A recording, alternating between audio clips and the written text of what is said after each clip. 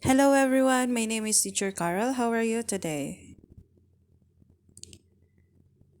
Okay, I am good. Please get your book Science in Action 6. Please get your book Science in Action 6 and please open your book on page 54. Okay. Okay, are you ready? Let's begin.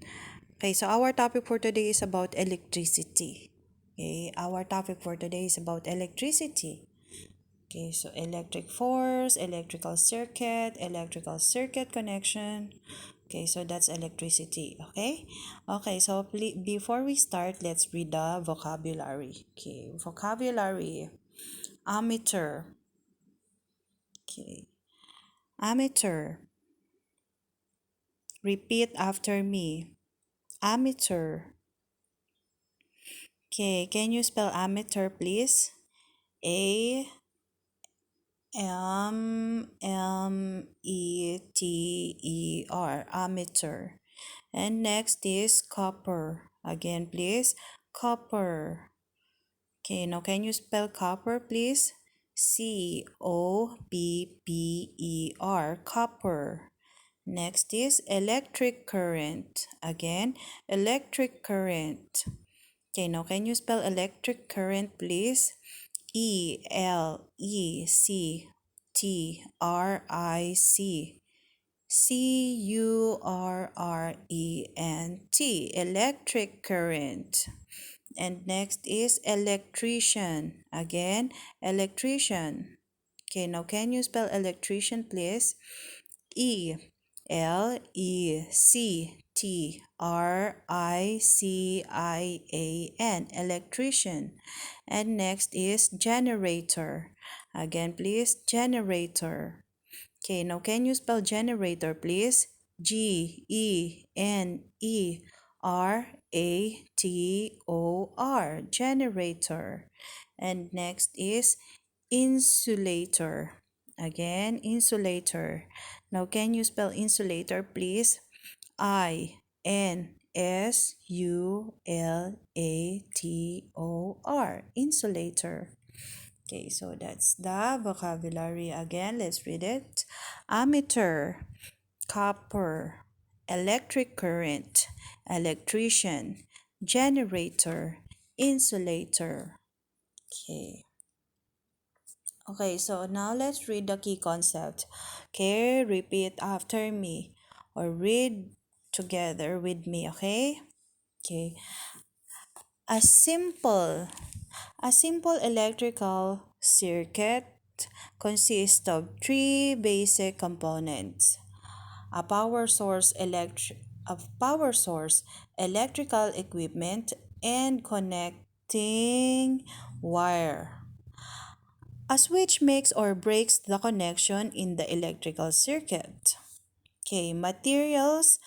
Next, materials that allow the flow of electric charge are called conductors. Materials that do not allow the flow of electricity are called insulators. Okay, so again, materials that allow flow of electricity charge are called conductors. Materials that are not allowed the flow of electricity are called insulators. Okay? Electrical power sources include an electric cell or dry cell, battery, and a generator. Series electrical circuits have electric cells lined up in a long chain, with the positive terminal of one cell connected to the negative terminal of the next cell. The two terminals at the ends connect to the electrical circuit. Okay, and next is series. Series electrical circuits increase the voltage flowing through electrical equipment in the circuit. So small cells add together to combine their power. A series light circuit comprises two or more light bulbs connected in a line. Electrical current flows in a single path through the circuit. A parallel electrical light circuit is the connection of two or more light bulbs side by side so that the electric current flows along more than one path. An electric current flowing through a wire generates an electric field around the wire, which can be used to do work. Electricity is very useful and important, but there are also disadvantages and dangers, so we must use it efficiently and safely. Okay? Okay, so that's it. Okay, now please open your book on page 56. Now on page 56, okay, so electric force. Okay, electric force. In winter, in winter or dry weather, sometimes our clothes attach our body. When we brush our hair, a force out attracts our hair to the brush. This force is called an electric force. Okay, it is an attracting force of electric charges in an object such as brush, cloth, or hair. The force occurs because of an imbalance between electric charges in an object, which is called static electricity. Okay, so that is called static electricity. Okay, so that's the static electricity in daily life. Okay, so when you put the balloon in your hair will follow the balloon. And also when you comb your hair, especially when it's winter, when it's very cold, and then you comb your hair will follow the comb. It's called static electricity. Okay. Static electricity in daily life. Okay, so we have an experiment. We have an experiment here. How does static electricity occurs? Okay, so I will send you a video after my video. I will send you supporting videos. Please watch it. It's an experiment about this. Okay, so electric charge and electric force. Okay, and after that, you have to answer this. Okay, so I answer it already. You just have to copy it. Okay, but there's one question here. Okay, but before that, let's read it. Let's read the electric charge and electric force learning objective. Okay, so learning objectives. Be able to identify two types of electric charge which are positive and negative. Okay, again, be able to identify two types of electric charge which are positive and negative. Okay, instructions. Have students read, understand, and follow the methods. Then record the results and answer the questions. Materials, two glass rods, two silk clothes, a thread. Okay, so if you have this at home, you can do this also. Okay? But I'm sending you a video for this experiment also. Okay, and methods. Okay, so methods. Divide students into groups. Each group prepares all materials and follows the method. And number two, rub a glass rod with a silk cloth. And then bring a glass rod close to that silk cloth. Observe and record your results. Number three, rub two glass rods with another silk cloth and then bring them too close to each other. Observe and record your results. Number four, then bring two silk clothes close to each other. Observe and record your results. Okay? Okay, here.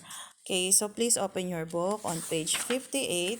Okay, so on page 58, okay, so record of activity results. Okay, table.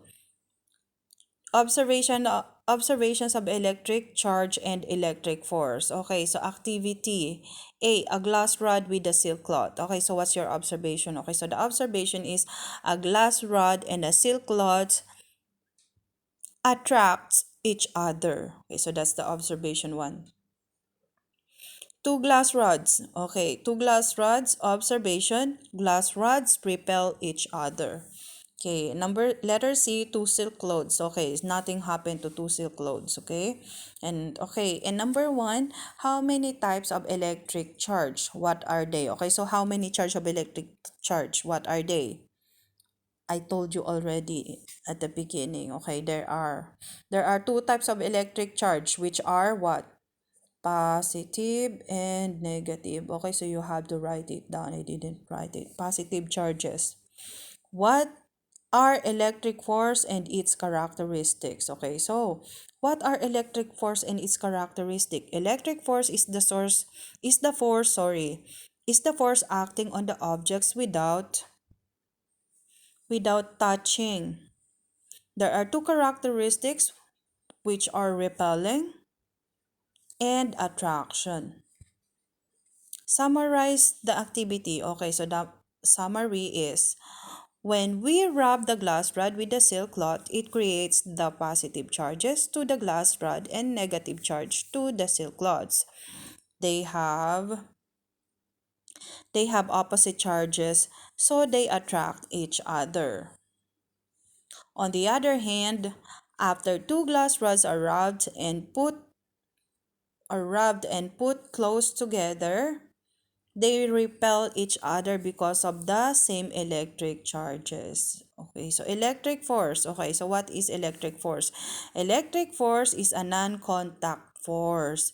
It occurs between electric charges of objects. There are two types of electric charge, which are positive and negative charges. Okay, objects with similar electric charge will repel each other, but objects with opposite electric charge will attract each other. Okay? Okay, so that's it first. Okay, understand? Okay, if you have any questions, please let me know, okay? Okay, please watch the video, the experiment video. Okay, supporting video, sorry. Okay, so that's it for today. Goodbye, everyone.